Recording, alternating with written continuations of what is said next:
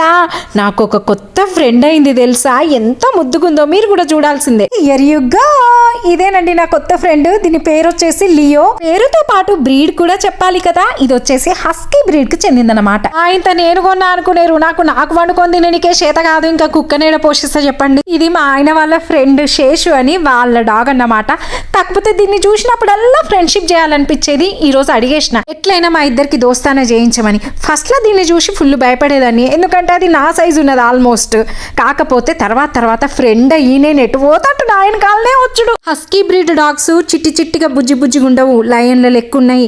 ఎందుకంటే వీటిని ఇనీషియల్ గా మంచులో వస్తువుల్ని అటు ఇటు చేరగొట్టడానికి వాడేవాళ్ళంట. ఇది చూడ్డానికి ఇంత పెద్దగా ఉంది కానీ కూర్చోమంటే కూర్చుంటుంది, నిల్చోమంటే నిల్చుంటుందండి. అఫ్కా కనిపిస్తారు గాని మాట వింటారు, పర్లేదు. ఇప్పుడు మీకు ఒక పరీక్ష.